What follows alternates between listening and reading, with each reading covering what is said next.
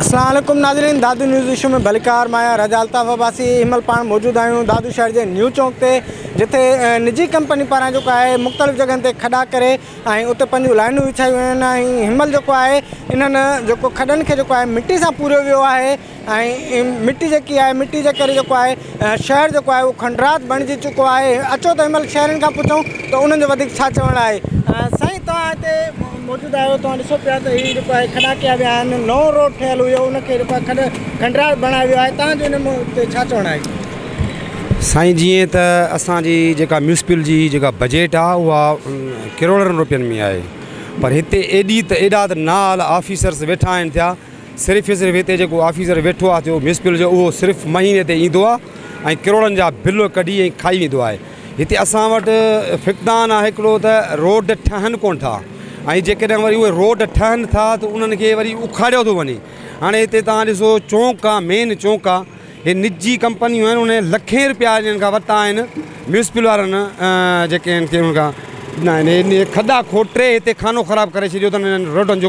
ठहनि रोड कोन था, उन लखे रुपया वरिता बि आहिनि म्यूनिसिपल वारनि, त उन कमु नथा कराइनि। हाणे हे सिरूं हिते पयूं आहिनि थियूं, हे खॾा जेके आहिनि से ईअं मिटीअ सां भरे छॾिया अथनि। असां जेका आहे सा मथे हिननि खे अपील कंदासीं, जेके असांजो सेक्रेटरी आहे या असांजो वज़ीर आला आहे, महिरबानी करे हिननि खे तंबीह कनि या हिननि खे केस दाख़िल कया वञनि।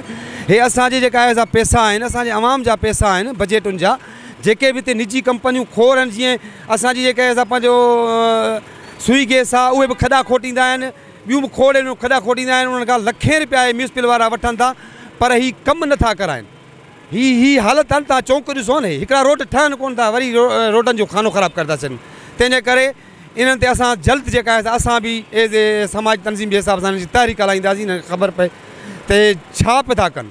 काफ़ी जदोजहद खां पोइ असांखे दादू शहर में अहिड़ा ख़ूबसूरत रोड रस्ता मिलिया हुआ, ऐं असांखे निहायत अफ़सोस आहे जॾहिं एॾी मुश्किल सां ऐं करोड़नि जी बजट इस्तेमालु थियण खां पोइ जॾहिं अहिड़ा ख़ूबसूरत रस्ता ठहिया, पोइ ख़बर न आहे कहिड़ी निजी कंपनी आहे उन्हनि अची सॼे दादू शहर खे खोटियो आहे, ख़ासि तौर ते असांजे मेन चौक खे एतिरो हद खां वधीक तबाह कयो वियो आहे। खॾा खोटे हुननि पंहिंजो कमु करे छॾियो, उन खां पोइ उहा मिटी मथां उछली हलिया विया आहिनि।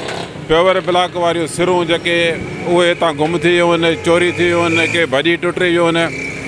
म्यूनिसिपल दादू जी बि इंतिहाई लापरवाही चइजे, नालाइकी चइजे, उन्हनि वरी हिन रोड खे वापसि बंदि न कयो आहे। इन जे मसइले जे करे, खॾनि खोटण जे करे असां वटि शहर में हिते चौंक ते दुकानदारनि वटि वधि में वधि जेको आहे सो मिटी ऐं दज़ी जो हिकिड़ो मसइलो थी वियो आहे। दुकाननि ते असां वेही नथा सघूं, एतिरी हद खां वधीक माहौल में मिटी ऐं दज़ी आहे जो असांखे साहु खणण में तकलीफ़ थी थिए, साह जो तकलीफ़ थी वई आहे। लिहाज़ा असां वस वारनि ऐं ऑफिसरनि बाला ऑफिसरनि सभिनी खे इहा गुज़ारिश कंदासीं त हिकदमि खॾा चङी तरह बंदि कराए ऐं वापसि प्योवर ब्लॉक वारियूं सिरूं लॻाराए ऐं रोड जी जेका अॻी कंडीशन हुई उहा साॻी कंडीशन बहाल कई वञे। हिननि इन खॾनि जा जेको आहे सो लखे रुपया जेको आहे सो म्यूनिसिपल कमेटी खे जेको आहे सो एडवांस बि ॾिना आहिनि। उन जे बावजूद बि जेको आहे म्यूनिसिपल कमेटी न हली जे करे जेको आहे सॼो शहर गंदगी जी भर चढ़ियल आहे, ऐं चपे चपे ते इहो खॾो आहे, जंहिंजे करे इहा दज़ जेकी आहे सो निकिरे थी। दज़ जे करे माण्हू जेको सिल में जेको आहे सो मुब्तला थी विया आहिनि।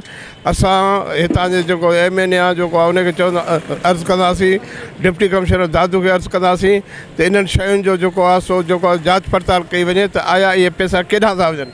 अगरि को सुई गैस वारो जेको आहे सो खॾो खोटाए थो त उन खां ओॾीमहिल बांड ते वठनि था त बाबा तव्हां हेतिरा पैसा ॾियो, ऐं ठहण खां पोइ जॾहिं तव्हांजो मीटर लॻंदो त तव्हांखे हेतिरो ख़र्चु करिणो पवंदो। हे जॾहिं करोड़े रुपया म्यूनिसिपल कमेटी ते माना हितां जे MPA MNA जेको आहे सो ख़र्चु कयो आहे, उन ख़ूबसूरती खे ख़तमु करण जे लाइ जेको आहे सो म्यूनिसिपालिटी वारनि जेको आहे सो उन्हनि सां ठाह करे असांजे दादू खे तबाह करण में पंहिंजो किरदारु अदा था कनि। जी नाज़रीन, तव्हां दादू शहरनि जूं ॻाल्हियूं ॿुधियूं। दादू शहरनि जो इहो ई चवणु आहे त वॾियुनि कोशिशुनि खां पोइ जेको आहे दादू शहर जा जेके रोड रस्ता आहिनि उहे मुकमल थी तयारु थिया आहिनि। उन खां पोइ जेको आहे निजी कंपनी तरफ़ां जेके आहिनि दादू शहर जे मुख़्तलिफ़ जॻहनि ते जेको आहे खॾा कया विया आहिनि। ज़रनि मां इहो मालूम थियो आहे त हिन जी जेकी बजट आहे उहा निजी कंपनी पारां जेको आहे म्यूनिसिपल खे अदा कयो वियो आहे। उनजे बावजूद बि जेको आहे हिन खॾनि खे जेको आहे मुकमल तौर ते बंदि न कयो वियो आहे। ही खॾा जेके आहिनि उहे सिर्फ़ु और सिर्फ़ु मिटी सां बंदि कया विया आहिनि। दादू जे दुकानदारनि सां जंहिं महिल असांजी ॻाल्हि ॿोल थी त उन्हनि जो इहो चवणु हो त हिन मिटी ऐं दज़ी जे करे जेको आहे